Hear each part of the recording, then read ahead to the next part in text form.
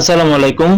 দেশের বিভিন্ন স্থানত পবিত্র ঈদে মিলাদুন্নবী সাল্লাল্লাহু আলাইহি ওয়াসাল্লাম ও জশ্ন জুলুস এবং বিভিন্ন ইসলামিক স্থাপনা জঙ্গি সন্ত্রাসী হামলার প্রতিবাদ করে এবং হামলাকারীদের দৃষ্টান্তমূলক শাস্তির দাবি জানিয়ে আজিয়ে নগরীর মুরাদপুরত মানববন্ধন ও বিক্ষোভ সমাবেশ করে সর্বস্তরের সুন্নি জনতা।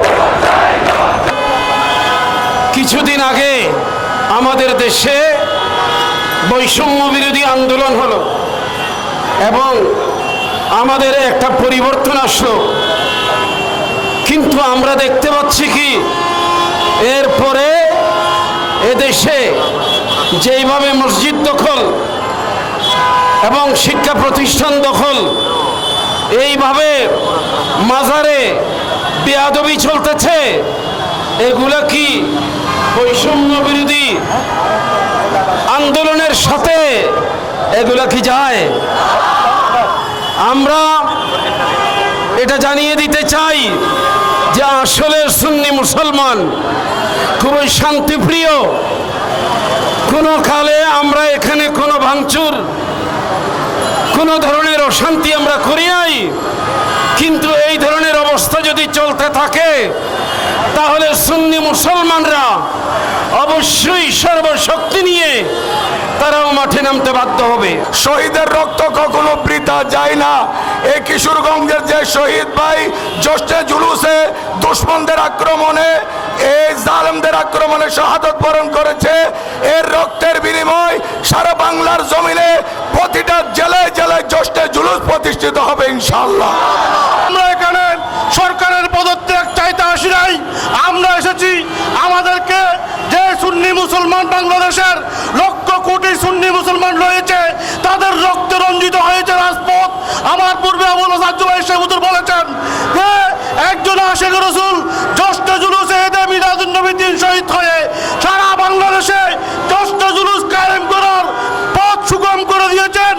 আজকে আমরা দেখতে পাচ্ছি গত 2 ঘন্টা পূর্বে রাজধানীর বিজয়নগরে সুন্নিদের উপর এই তথাকথিত মুসলমানরা হামলা চালিয়েছে।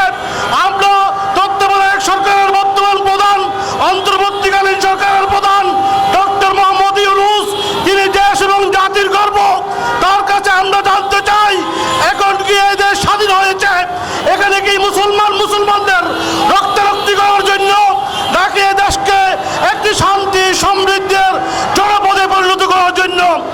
আমরা অত্যন্ত পরিতাপের সাথে, অত্যন্ত দুঃখের সাথে লক্ষ্য করছি যেটা বৈষম্য বিরোধী আন্দোলনের কোনো লক্ষ্য ছিল না, উদ্দেশ্য ছিল না।